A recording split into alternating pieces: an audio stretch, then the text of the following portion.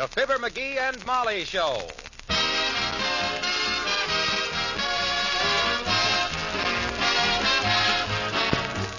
The Armed Forces Radio Service presents the Fibber, Mcgee, and Molly Show, a special rebroadcast for all you men and women in the Armed Forces of the United Nations, with music by the King's Men and Billy Mills and the orchestra.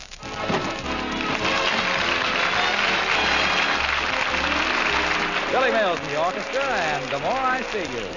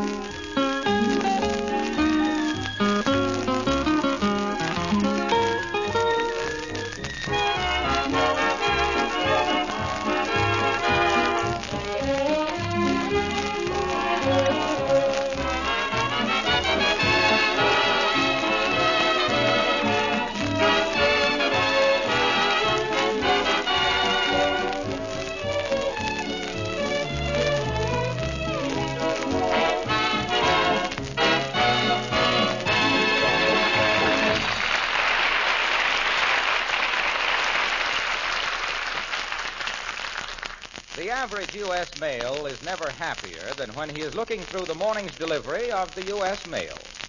And here at 79 Wistful Vista, the squire is trying to look as important as one postcard, a chain letter, and a gas bill will permit. As we join Fibber, Mcgee, and Molly.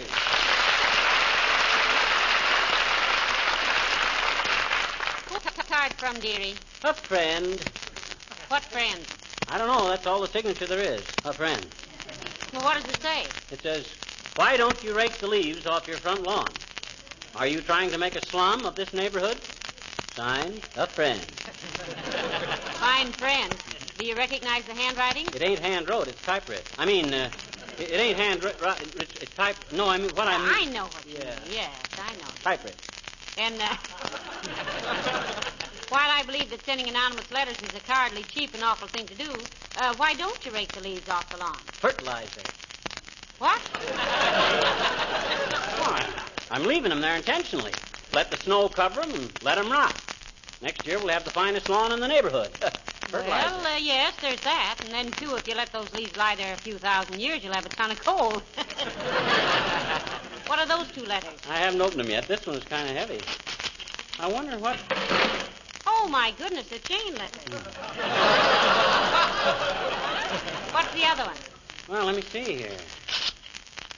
Oh, well, I'll be it. Hey, this is from my cousin Ernest. Oh? My gosh, I haven't seen old Ernest since, well, way before the... Oh, it was long before the... Come to think of it, I don't even know Cousin Ernest. Must be one of the West Side Mcgees. The what? The West Side Mcgees. Oh, I guess I never told you about the family feud. No. You see, in 1876, my great-great-grandfather...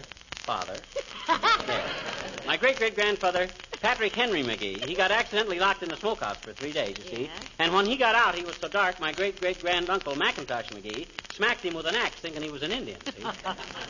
That kind of split the family up. Yes, I can see how it would. But I never was one for family quarrels. What does Cousin Ernest say? Oh, he's coming to visit us for a few days. When? Oh, we got lots of time to get ready for him. He won't be here till the 23rd. Fine, that'll give me time to clean the guest room. Mcgee, this is the 23rd. What? It is? Well, gee whiz, I gotta get busy. Gotta get a guest card to the Elks Club and gotta line up a couple of poker games and prize fights and gotta hello there, Alice. Hello, Mrs. McGee. Mr. McGee, any mail for me? Just a letter from the airplane plant, Alice. They said they hated to see you leave their employ and wished you good luck and enclosed your final paycheck for $39.18. McGee, did you open Alice's letter? Why, certainly not. I was just seeing who it was for, and I happened to be lighting a cigar at the same time, and I happened to get the letter between me and the lighted match, and I read the whole thing before I realized what I was doing. Yes, he was so absent-minded about it, Alice, he had to light 3 more matches before he could make out the amount of the check. Oh, that's all right, Mrs. McGee. Some people might think he was a nosy little snoop, but I know it was just a friendly interest. Hey, don't make too many social commitments for the rest of the week, kid. I may want to arrange a few dates for my cousin Ernest. He's coming to visit us. Maybe he's married, McGee. Oh, I doubt if Ernest is married. None of the West Side McGees ever got married until late in life. Cousin Hubert didn't get married till he was 87. Yeah, and he married a kid of 65. Everybody said he was silly marrying a girl 22 years younger than himself. But they were very happy until he died 20 years later. Broke his neck falling off his polo pony. Well, what does your cousin Ernest look like, Mr. McGee? Frankly, Alice, I don't quite remember Cousin Ernest. But all the West Side McGees were good looking. My great-uncle Folsom used to pose for collar ads. Creepers, really? Yes, indeed. Yeah. Then the harness business folded up and he had to go to work.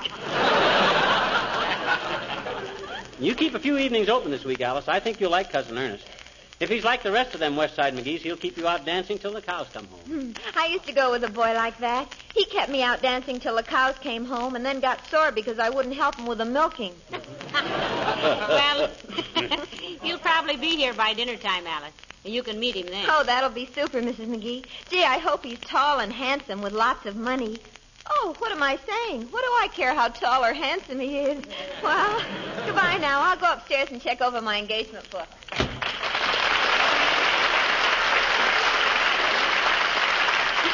Well, I do wish I knew more about your cousin Ernest, dearie. I'd like to know what to cook for him and everything. Well, in the first place, he must be my second cousin. He's one of Aunt Lucy's boys, and she's a second cousin to Annie Hogan. Oh? There's a lot of dough in that branch of the family. Hey, maybe I can get Cousin Ernest to invest a few $1,000 in a certain project of mine. What project? I don't know, but I'll think of one. Hey, you know what? No, what? I'm going to throw a big dinner for Ernie at the Elks Club tonight. Oh, Yes, sir. Get a private dining room. Flowers on the table. Salted cups and little paper nuts. Architects with melted butter. You don't mean architects, sweetheart. You mean artichokes. Go on. An artichoke is a... Boy, this is a tough one, ain't it? Yes. I think we better skip it. Okay. Hey, where's my Parcheesi board? All the West Side McGees are great Parcheesi players. You know where the Parcheesi set is? Yes, I think it's... Oh, I know. It's in the hall. No, McGee, I just saw it.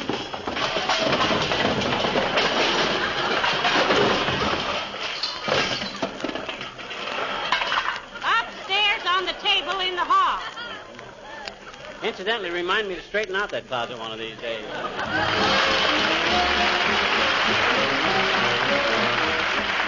Billy Mills in the orchestra, and I'm going to love that guy.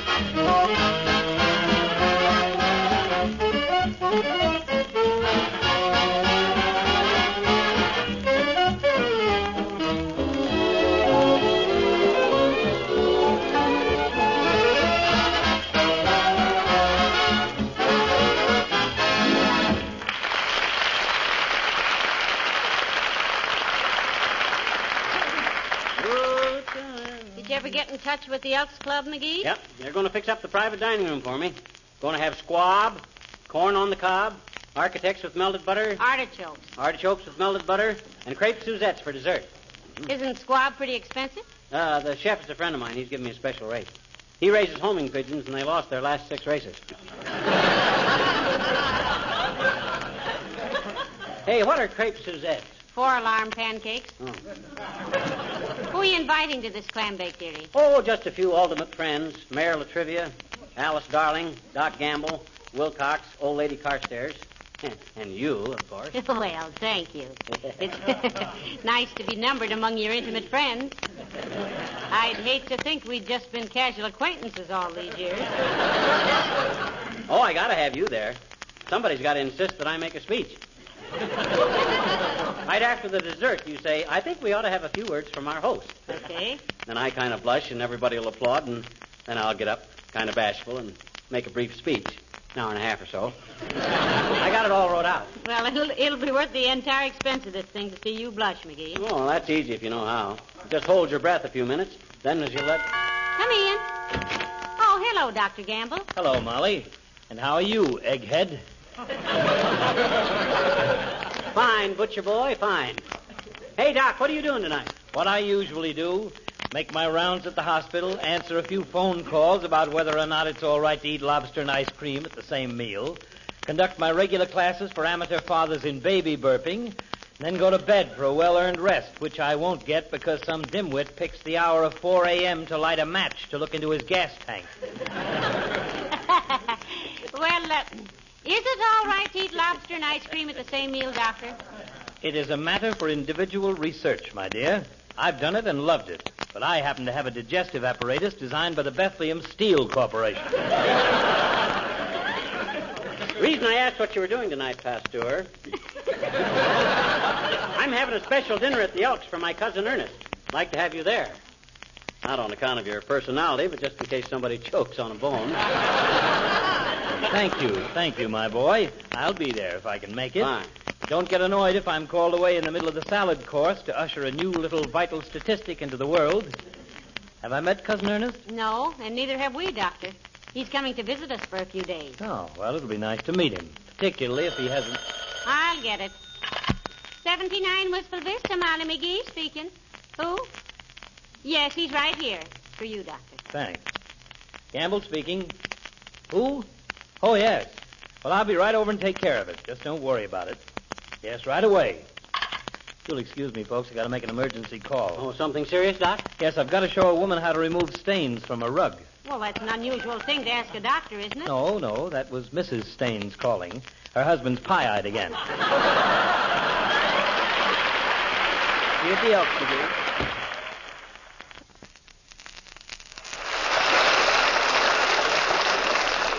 Well, hadn't you better get down to the Elks and see if everything is all right for your dinner party? Hey, I guess I better have at that. I got to confer with the chairman of the Greens Committee. The Greens Committee? Yeah, I want to be sure there's no sand in the spinach tonight. You can help arrange with the flowers in the table, and then Hello, you can... Molly. Hello, pal. Hello, Mr. Wilcox. Junior, you're just the guy I wanted to see. You free for dinner tonight? Well, I was taking my wife out to a Chinese restaurant. Every now and then she gets the end for some gung far chi and lim tui. Well, looky, Junie. I got a cousin coming for a visit, and I'm throwing a little marshmallow roast at the Elks. Why don't you bring your sparring partner and join us? Yeah, I'd love to, pal. Hey, let me use your phone, and I'll check with Sugarface. Help yourself, Mr. Wilcox. Tell her it's strictly informal, plaid tie and toothpicks. Okay. Hello, operator. Give me Westwood 00001. You must have known somebody to get a low number like that. Hello, is this the Wilcox residence? Mr. Wilcox speaking. I'd like to speak to Mrs. Wilcox, please. Yes, Who's that? one of the butlers. One of the butlers? Yes, Tilly Butler does the house cleaning. Pete Butler washes the window. Hello, Dreamboat. This Daddy's little taffy apple? How long has he been married? I'm beginning to wonder if he is married. Listen, honey lip. Remember Mr. McGee? Yes. Only you mustn't talk like that, lovely goodness. They'll take our phone out. Well, look, we're invited to have dinner with the McGees at the Elks Club tonight. All right? Oh, but you can do that in 20 minutes or less, dear. Remember what Daddykins is always telling you? What are you always telling her, Daddykins? Quiet, Mcgee. Look, jelly cake. Oh. Yes. All right, Spaniel Eyes.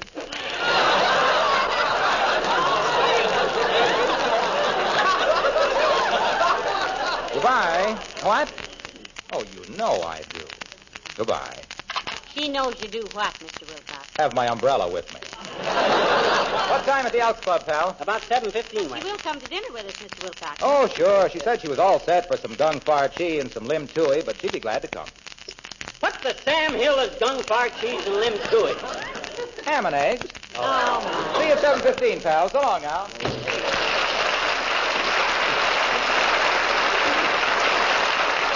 well, never mind them, dearie. We better be getting downtown. Yeah. Your cousin Ernest might be here any minute. Say, what'll be called while we're gone? Oh, I'll leave a note on the telephone. My, I never would have thought of that. Yeah. Oh, my gosh, I wonder if that'd be Cousin Ernie. Maybe it is. Come in. Heavenly days, it's Mrs. Carstairs. Hello, Mrs. Carstairs. How do you do, my dear? Good day, Mr. McGee. Carsty, you're as welcome as a tax refund. Where are you tying on the feed bag this PM, kiddo? I'm sorry to appear obtuse, Mr. McGee, but would you mind translating that into English? Remember, I haven't had all your disadvantages. Well, he was just asking if you have any engagement for dinner tonight, Mrs. Carstairs. Himself here is giving a little dinner party for a cousin in the private dining room at the Elks Club. Well, thank you so much. I shall be glad to come. Although, due to a previous engagement, which is part of my personal program of cultural development, I must scram quite early. Well, scram anytime you like, Carsty. You got to get home for something? My music lesson, Mr. McGee. Heavenly days, dearie. Are you studying music? Piano? No. Banjo? No. Is it a secret, Mrs. Carstairs? Not exactly, but I've just taken up this instrument because of Mr. Carstairs. You see, he was at one time a captain in a Scottish Highland regiment. You don't mean... You're learning to play the... Yes, the bagpipe. Mr. Carstairs likes to have me march around the breakfast room table playing the Battle of the Boyne Water as his oatmeal's being served. Boy, he must be a real Scotsman. Oh, he is indeed, Mr. McGee. He knows that after one of those performances, I'm much too winded to do any shopping that day. Well, I must gang awa the new. Hoots, toots.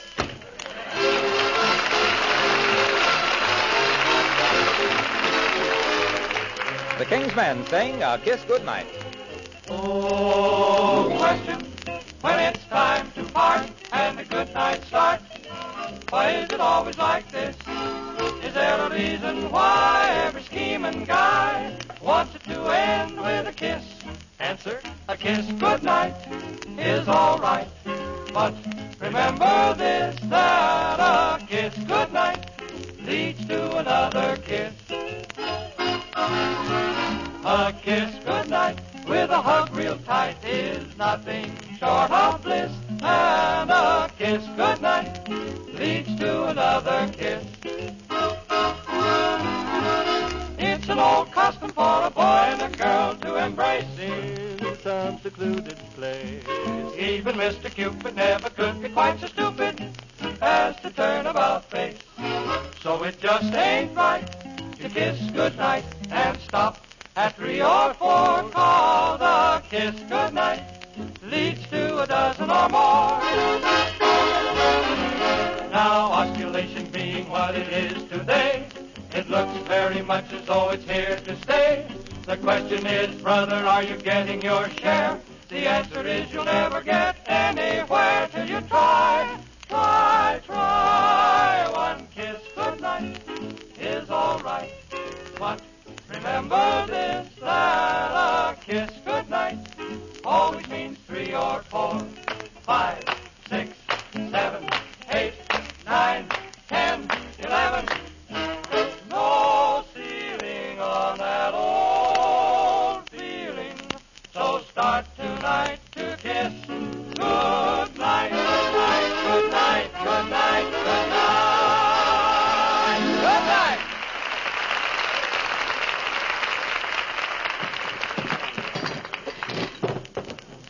All right, boys.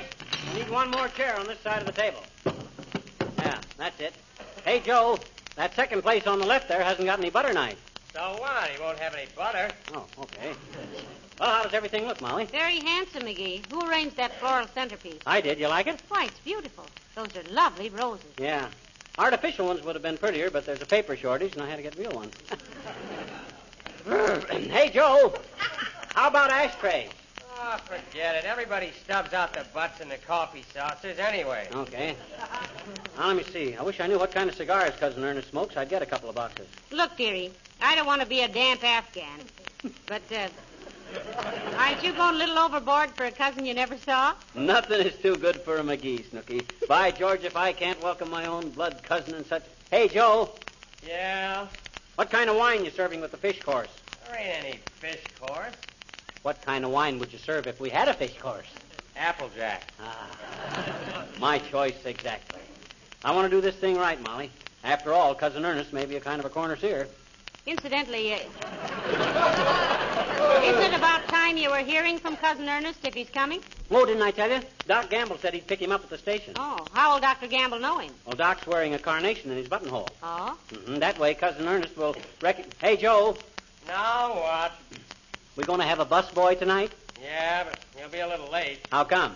Missed his bus. Now, let me see. Napkins, place cards, celery, now. Oh, McGee, here comes Mayor Latrivia. Hello, Mr. Mayor. Hello, Molly. I got your invitation at my office, McGee. As I was going by here, I thought I'd drop in and tell you I'd accept with pleasure. Well, swell, the trivia. This is in honor of my cousin Ernest. Oh. You'll be seeing a lot of him the next few days. Poker games, golf, bowling, and all stuff like that there.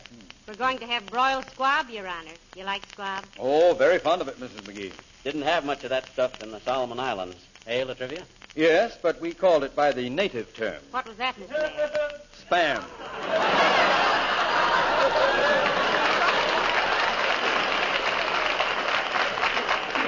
Our food was all right, but in some of the officers' messes, they had quite...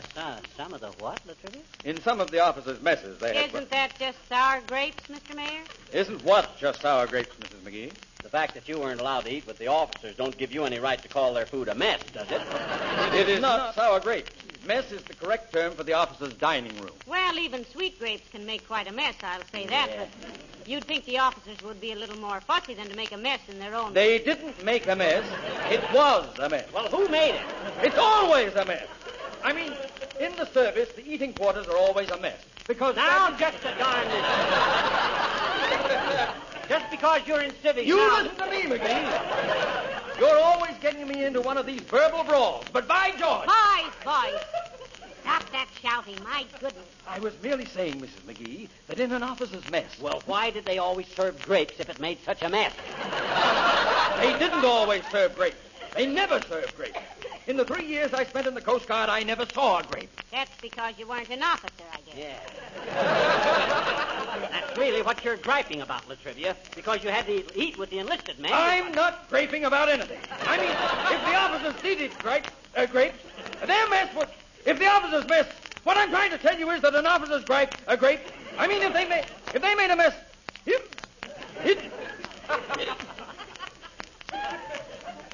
I say, McGee. Hey? You were in the last war, weren't you? Yes, he was, Mr. Mayor. The big war. You betcha. Tell me, what did you call the sergeant who had charge of the food supply? We called him Big Nose. Big Nose Whitney. Why? But what was his official title? He didn't have any title. He was an American. I mean, he was a sergeant, wasn't he? Certainly. Ah, what kind of a A sergeant? darn good one, Latrivia. I remember one time... I mean, what was his official rank? Sergeant. What sergeant? My sergeant! Hey, where are you going, Latrivia? Down to the post office, McGee. If I'm not back here for dinner, I've re-enlisted!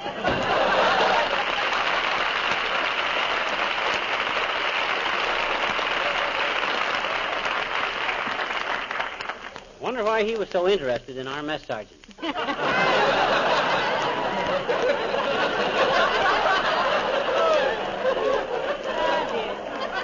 Search me.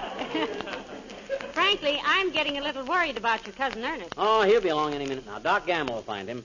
When I think of the expense you've gone through for this dinner, and then if he didn't show up. Ah, pata, shucks, it's only money. Hey, Joe.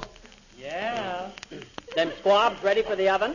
They're in the oven. Oh, dear, oh, dear, oh. This thing is... Oh, well, here come your guests, Mcgee. Hello, everybody. Oh, come on in, folks. Oh, my, nice. Come on, gather right around. Now, look, everybody, take your places according to the place card, see? And when Doc Gamble comes in with my cousin Ernest, let's all sing For He's a Jolly Good Fellow, huh? Yeah, we'll hold it. Oh, here he is, Mcgee. Huh? Here's Dr. Gamble. Oh, okay, folks. And a 1, and a 2, and a 3. For He's a Jolly Good Fellow. What's the big idea, Doc? Where's Ernest? Right here. Ernest, this is your cousin Molly and cousin Fibber. Friends, this is your cousin Ernest. Oh, well, hiya, Cousin Fibber. Hi, Cousin Molly. Gee, that was a swell train ride. I sat by the window all the way. Are you Ernest McGee? Well, I ain't Clark Gable. How old are you, Ernest? 11, going on 12. Hey, I'm hungry. Where are we going to eat? We're going to eat right here, Ernest. You like squab, son? What's a squab? It's a pigeon, and look who's talking.